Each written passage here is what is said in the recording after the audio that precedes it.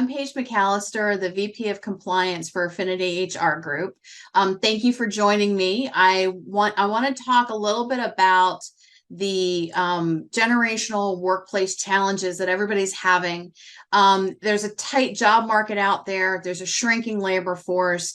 And we have a lot of people that are what they call quiet quitting. Sometimes that means that they just don't show up to work, but oftentimes it means that they come in, they do their job, and they leave. They work their hours, they do their jobs, but they're trying to find a balance between work and personal life. So it's not necessarily a bad thing, but you just can't expect those people to be putting in the long hours that people who are striving for management positions or trying to grow the company might put in. So it's part of accepting that. So how do you attract, especially this new generation of workers that are different but are the future of the workforce? So first, you need to attract them. One of the best things you can do is upgrade your website so you can clearly communicate who you are as a company. Make it pretty, put lots of graphics, put pictures, convey who you are. If you have missions and values, update them, make sure that they're current and put it up there. And use social media, get your word out there. Also, publicize your corporate values. This is a great time to do it, but don't just talk the talk. You need to walk the walk. Make sure you're actually doing something about those values, especially if they align with those that are so important for the new generation, like diversity, equity, inclusion, and belonging, DEIB. That's really important to this new generation. Social causes are very important, and so is the environment. So if you do anything like that, if you sponsor walks, if you do recycling, make sure that's front and center so that you can attract that younger generation. Also convey any innovative benefits or perks which might set you apart from other employers. Remember, you're not just competing with people and companies in your industry, but you're also competing with other employers. So why should they come to you? And that might be flexibility, or it may be free parking, or it may be something else that you've come up with that is something that you want to reward your employees with. And so just make sure you communicate that.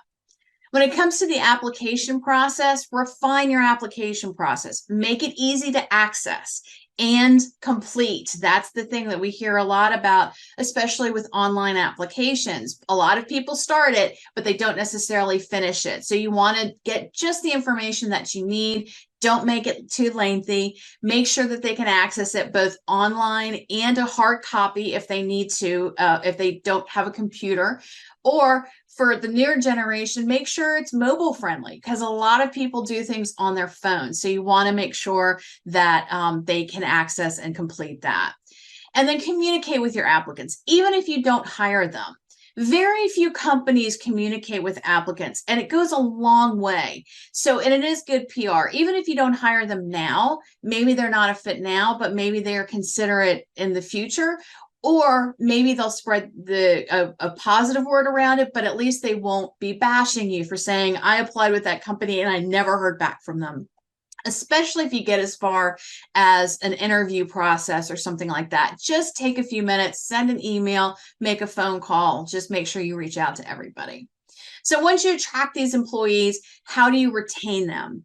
The first thing is you've got to review your compensation. Employees need to pay bills, just like everybody does. So you need to make sure that your pay is competitive with what's on the market.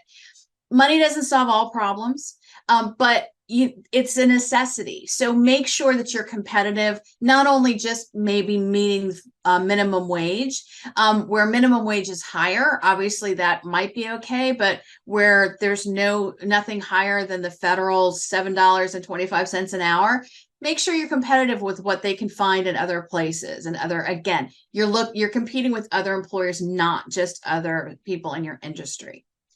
Also, once you get employees, train your managers. Train them to be compliant, that they're making sure that they're doing things correctly. Train them on the soft skills, on how to be personable, on communication, on critical conversations.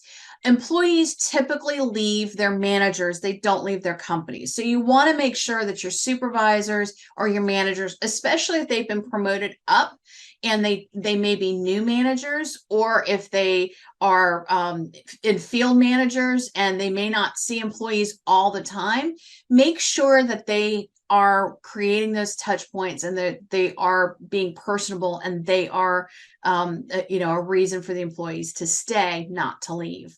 Touch points between employees and management and HR.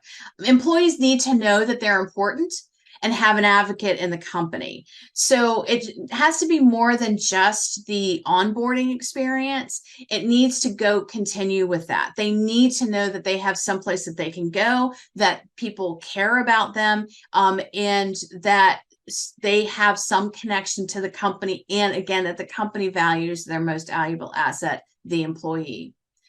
Except that this may just be a job for them and not a career. They may not have promotion aspirations. They may not want to be management or executive. They may not care about growing the business. They just want to come in and do their job. That's fine. If that's what you're hiring them to do and they're doing the job that you expect them to do, just accept that. Don't expect more from them just because you would do more. And also, very important is be flexible when possible. Work with employees and their schedules, because flexibility is a huge driving point. So, if, again, talking about this benefits that you offer, if you offer a hybrid workplace or a 4-day work week, or, a third shift where somebody might be able to take this on as a second job, or things like that, advertise that and be sure that, again, that you walk that walk, that you're actually being flexible with employees. And for example, if an employee says, hey, I need a week off because my family's got a vacation coming up, don't say to them automatically, well, you don't have PTO, so no, you can't have the week off. Because what they're going to do is they're going to quit and they're going to take the week off and they're going to go find another job. And you are going to have to hire and train somebody new. It's just the nature of the job market right now. There are tons of jobs for employees. So instead of having that knee-jerk reaction, really think about how hard is it to be flexible and to accommodate an employee's request. And then if you can, then do so. And just have that be your mantra instead of, no, you've got to be here. As I said, it's much harder to hire somebody and train somebody new than it is just to give somebody a week off if they need a vacation. And let their voices be heard. Make sure employees know that they can communicate, but also solicit their suggestions, and recognize a contribution, recognize an idea. Even if you can't implement it, acknowledge that somebody took the time to do something to try to make the company, their job, whatever it is, better.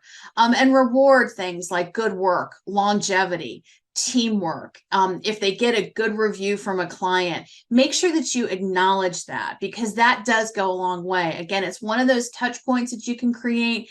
But and yes, it used to be, well, that's what they're getting paid for. Yes, it is what they're getting paid for, but people usually want to know that they're doing it well and that you notice that. So along with everything else, those are just a few things. There's no one-size-fits-all solution to anybody's problems when it comes to this, but these are hopefully just a few things that you can take away and, attract, retain all good employees, but especially of that younger generation. Thanks for joining us.